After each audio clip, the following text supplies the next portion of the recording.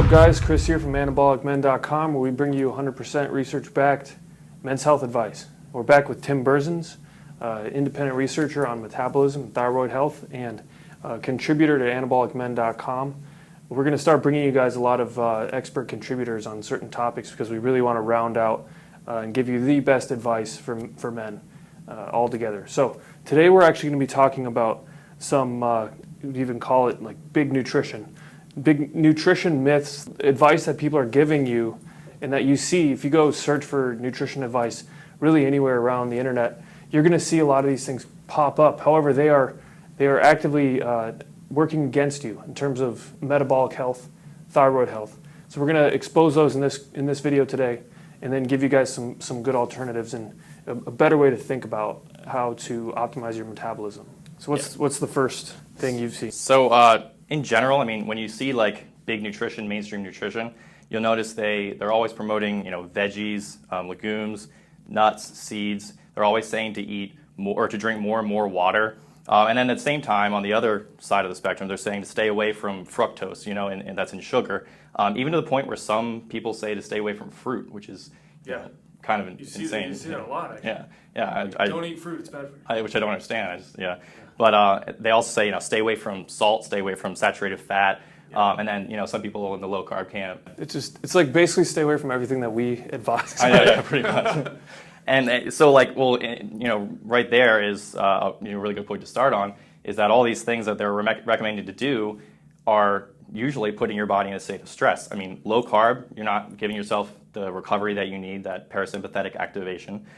Saturated fat, we know, is good for testosterone levels, and it's probably the healthiest of all the fats. And actually, on the flip side, they're promoting nuts and seeds, which have lots of polyunsaturated fats, which are terrible for hormonal health in general. Yeah, just cause damage, cause stress, just all around not good.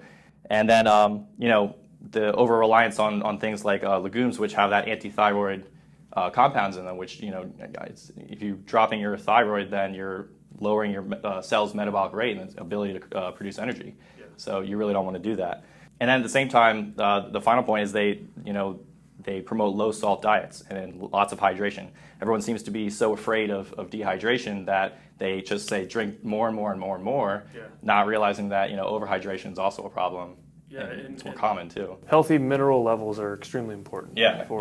For everything. And you had said that you had done the hair test and you had some low. Yeah, because I'd actually been overhydrating. I think was what I get water delivered to my apartment, and I would sit there and drink a lot of water all the time. And I got my hair test results back on my mineral analysis, and was very deficient in, my calcium levels were high, but I was deficient in magnesium, potassium, and sodium, which are all the stress basically and they're. And I remember during that period of time, I had this low-level anxiety that I was like, why the hell? There's no reason for me to feel anxious right now. I just feel anxious. Yeah.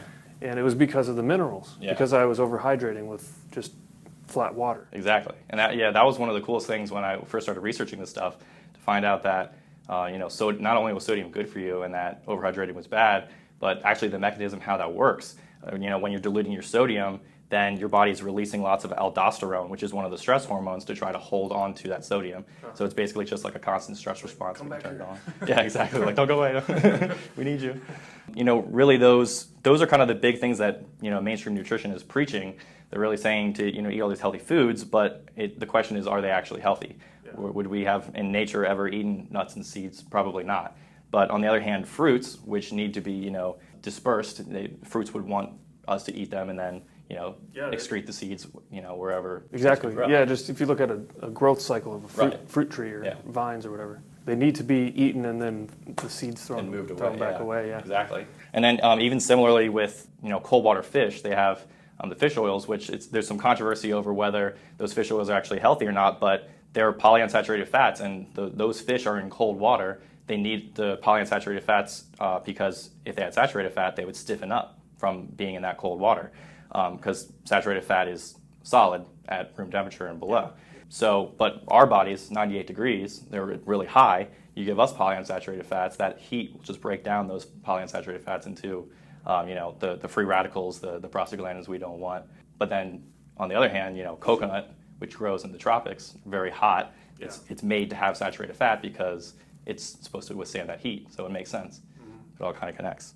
And yeah, and to bring this all full circle, all of these things are turning on that stress system in your body. They're all creating that stress metabolism to be activated. And the stress metabolism, it doesn't care about your long-term health, it's worried about the immediacy. It's trying to store any energy it can to make sure that you have enough fat and you're not going to die from starvation. It's trying to give you your muscles and your brain energy so it can get away real quick. But you turn that stress response on for too long, and then your health will just start to degrade and degrade and degrade because it's not meant to stay on that long. It's meant to just be a quick little thing, get in, escape from whatever danger you're in, and then go back to relaxing, let your body recover. Short-term stresses like that, like exercise or anything, it's healthy. It's healthy, yeah. It's constructive. Exactly. Yeah, when you have a chronically elevated stress level, it's destructive. Yeah. It basically starts to draw on resources that shouldn't be drawn upon. Yeah. Naturally. So it's all about the length of time, like short-term versus long-term. Yeah. All right, awesome. Thanks for those tips, and it should be a bit eye-opening for a lot of people. If you go on any mainstream nutrition advice blogs or websites or read any books about this stuff, you're going to see a lot of people preaching advice that is actually going to be detrimental to you. It's going to activate a stress response in your body, keep your stress levels elevated over a long period of time.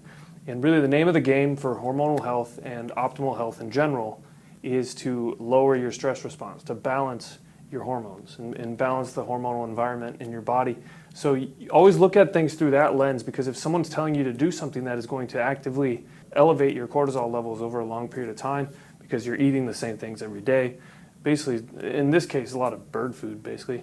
Yeah. So basically, you just need to look at it from that point of view, and that should be the bullshit filter, essentially. It's like, Yeah. should I do this or not? Yeah. It's like, is this going to stress my body out, or is it going to be good for my body?